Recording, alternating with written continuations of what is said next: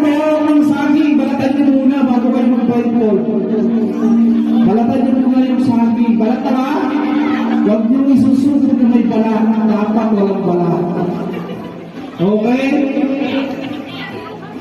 Okay na, ready na. Okay, mag-blindfold na.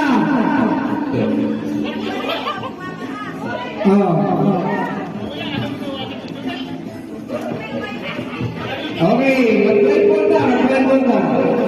Blindfold na. Blindfold na. Itaas na yan.